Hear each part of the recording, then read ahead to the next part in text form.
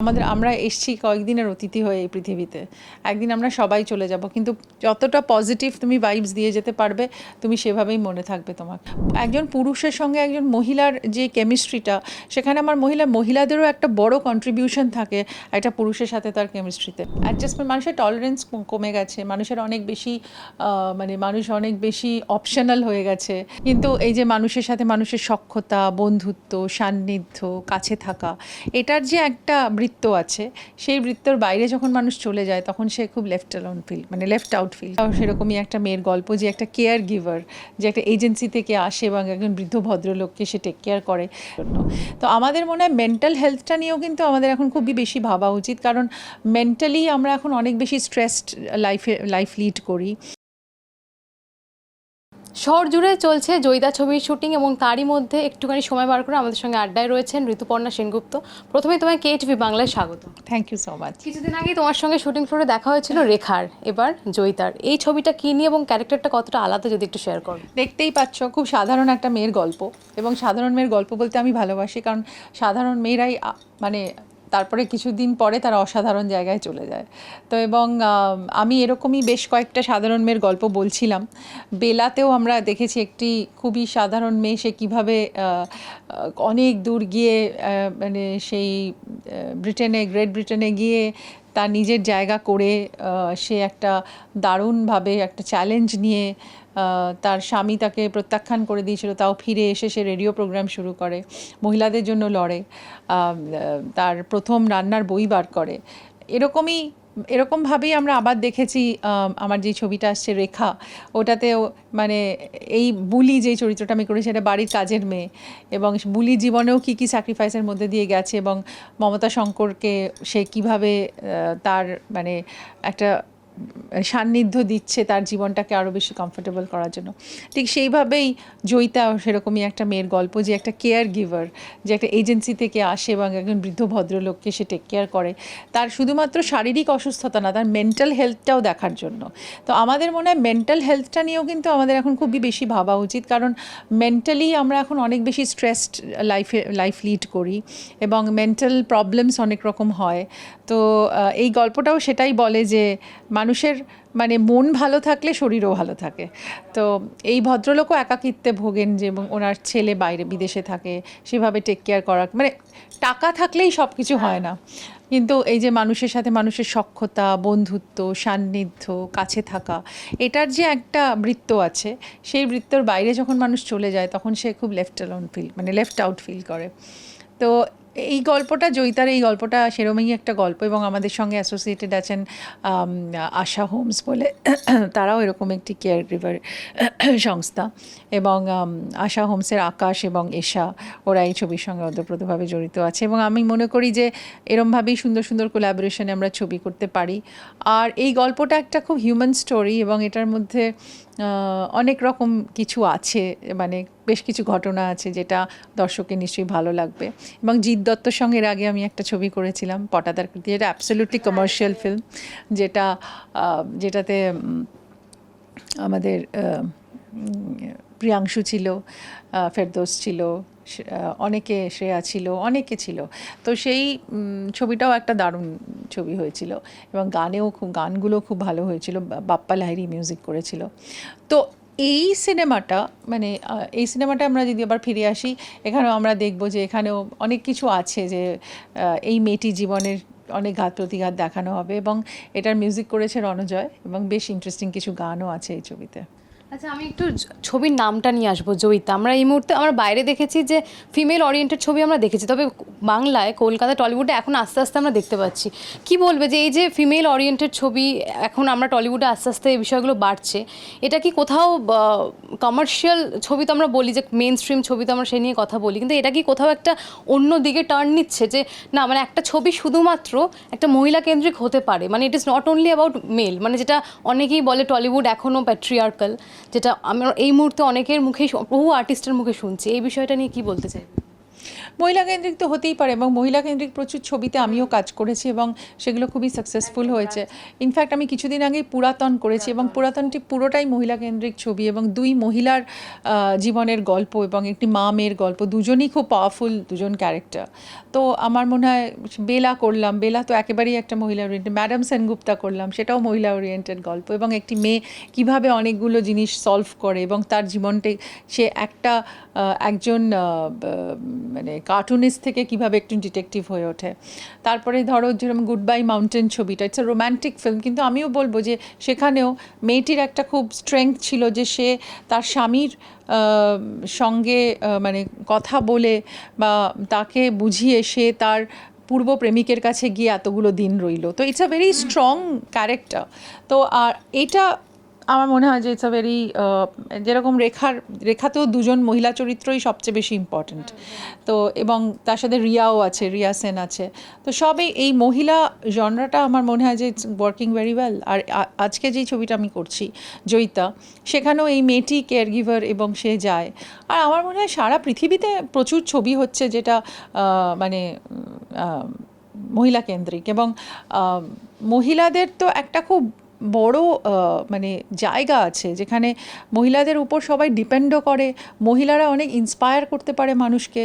একজন পুরুষের সঙ্গে একজন মহিলার যে কেমিস্ট্রিটা, সেখানে আমার মহিলাদেরও একটা বড় কন্ট্রিবিউশন থাকে একটা পুরুষের সাথে তার কেমিস্ট্রিতে।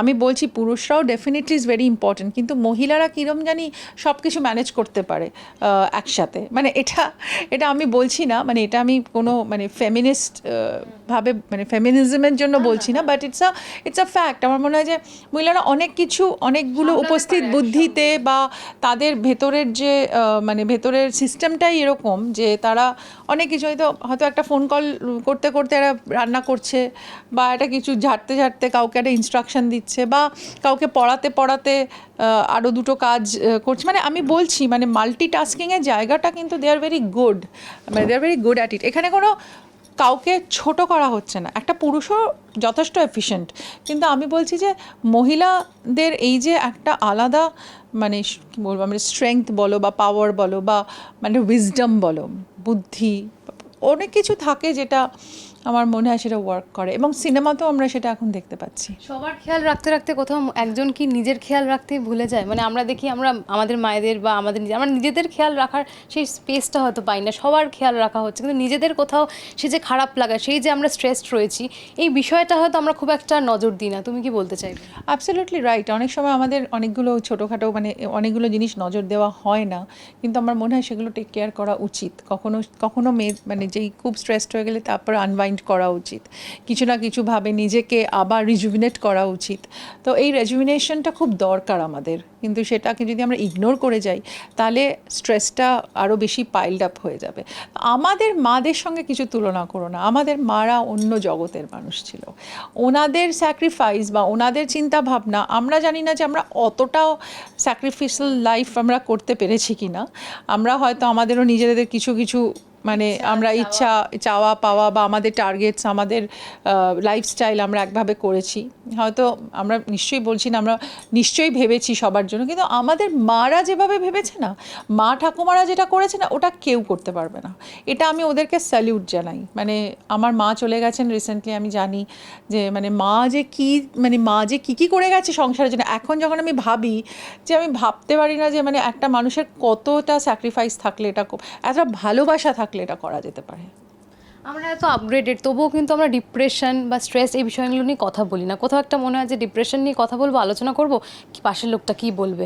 তো এইটা নিয়ে কী বার্তা দিতে চাইবে? কারণ এটা কিন্তু ভীষণ ইম্পর্টেন্ট আর ভীষণ ক্রুশিয়াল একটা বিষয়, কারণ এখন ঘরে ঘরে এই ডিপ্রেশন, এই স্ট্রেস, এই বিষয়টা বাড়তেই থাকছে। অ্যাকচুয়ালি ডিপ্রেশন আর স্ট্রেস এই দুটো জিনিসকেই আমি চাই আমাদের জীবন থেকে চলে যাক, কারণ এটা আমাদের জীবনে মানে একটা মানে ফিজিক্যাল কোনো মানে রোগ হলে তার থেকেও বেশি ক্ষতিকারক।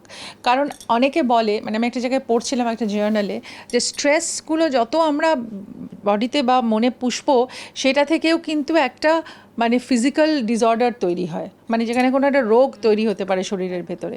সেটা আমার মনে হয় সবাইকে একটা জিনিস আমি সবসময় আমার যেরকম আমি ইনস্টাগ্রামেও লিখতে থাকি বা কিছু লিখতে থাকি যে সবসময় বি পজিটিভ, মানে কিছু একটা পজিটিভিটি, নেগেটিভ তো সব কিছুই থাকবে, কিন্তু পজিটিভটাকে বের করে নিতে হবে নেগেটিভের থেকে।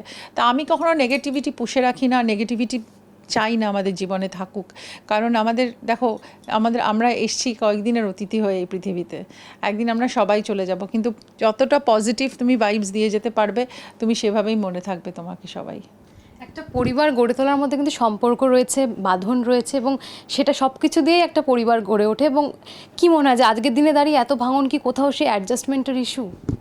টোটালি অ্যাডজাস্টমেন্ট, মানুষের টলারেন্স কমে গেছে, মানুষের অনেক বেশি মানে মানুষ অনেক বেশি অপশনাল হয়ে গেছে, মানুষের কাছে অনেক বেশি মানে কি বলবো, অনেক বেশি মানে অপশনস আছে যেগুলোতে মানুষ ভাবে যে এটা নয়তো ওটা নয়তো সেটা, কিন্তু কনসিস্টেন্সির ব্যাপারটা কিন্তু ইজ ডিফারেন্ট। কনসিস্টেন্সি যত ভালো থাকবে জীবনে তত কিন্তু আমার মনে হয় তার জীবনের উন্নতি বলো বা তার জীবনের ভিশনটা অনেক বেশি সুন্দর হবে। কনসিস্টেন্সি তোমাকে রাখতে হবে। যদি তুমি সারাক্ষণ যদি তুমি ওয়েভার করতে থাকো বা তুমি একটা জায়গাতে আরেকটা জায়গায় এরকমভাবে মানে ঘুরতে থাকো, তখন তুমি তোমার নিজের জায়গাটাও হারিয়ে ফেলো। মানে আমি কনসিস্টেন্সিতে বিশ্বাস করি। কাজের জায়গাটা আমাদের সেকেন্ড হোম আমরা জানি, কিন্তু সেখান থেকে দাঁড়িয়ে আস্তে আস্তে সেটা ফার্স্ট হোম হয়ে যায়, যেহেতু অনেকটা সময় আমরা সেখানেই কাটাই। কি মনে হয় সেই জায়গায় যখন ইস্যুস বাড়ে, সমস্যা বাড়ে, কিভাবে সেই জায়গাগুলোকে মেটাবে? এবং সেটাও কিন্তু একটা স্ট্রেস দেয় দিনের শেষে। তো আজকের দিনে যে এত ইস্যু, এত সমস্যা, এটা কি মনে হয় যে আমাদেরই ভুল যে সেই জায়গাটাকে আমরা অ্যালাউ করেছিলাম বলে এই সমস্যাটা তো বেড়েছে? না, সমস্যা তো বাড়তেই থাকে, সব জায়গাতেই সমস্যা বাড়বে, কারণ সমস্যা বাড়ার জন্যই, সমস্যা কমার জন্য না। সমস্যার মতো বাড়ে, কিন্তু সেগুলোকে কিভাবে নিরাময় হবে, সেগুলো কিভাবে আমরা অ্যাড্রেস করব, সেটা দৃষ্টিভঙ্গিটা বদলাতে হবে। তো সেইগুলো আমার মনে হয় যে নিজেকে আরও বেশি ইকুইপড করতে হবে, নিজেকে আরও বেশি সেন্সিটিভ জায়গায় রাখতে হবে, so that you can address all the problems in your own way. এবং তুমি যদি নিজে ঠিক থাকো এবং নিজে পজিটিভ থাকো, I think negative will definitely B defeated. তো আমি তাই জন্য চাই যে কাজের জায়গাতেও সমস্যা বাড়লেও নিজে একটা সর্ট অফ মানে একটা পাথ, একটা ভিশন বা একটা কোনো মেকানিজম তৈরি করা, যেখান থেকে তুমি বলবে যে হ্যাঁ আমি এটা এভাবেই করবো, এভাবে করবো না, এবং তুমি তোমার লক্ষ্যে স্থির থাকবে। শেষ প্রশ্ন, ঋতুপর্ণা সেনগুপ্ত হয়ে ওঠা ওয়াজ নট দ্যাট ইজি। অনেক টাফ সিচুয়েশন, সাকসেস রয়েছে, তার সঙ্গে অনেক ওঠাপড়া রয়েছে, আপস অ্যান্ড ডাউনস। আজকে ওদের ফিরে দেখতে বলি, যারা কাজ পাচ্ছে না বা যারা কাজ খুঁজছে, তাদের ঠিক কী বলতে চাইবেন নিউ কামারদের স্পেশালি? নিউ কামারদের একটা কথাই বলবো যে নিজের লক্ষ্যে স্থির থাকো। তোমার কাছে একদিন মানে তোমার তোমার যেটা চাওয়া আছে সেটা একদিন এসে তোমাকে নক অন দ্য ডোর, কিন্তু সেই অপরচুনিটিটা তোমাকে নিতে হবে। তুমি যদি অপরচুনিটিটা সেদিন ছেড়ে দাও, কিন্তু সেটা ফিরতে আবার অনেক দেরি হয়ে যাবে। তোমাকে জানতে হবে which is your right opportunity, সেটা কিন্তু তোমাকে গ্র্যাব করতে হবে এবং তোমাকে you have to work hard at it.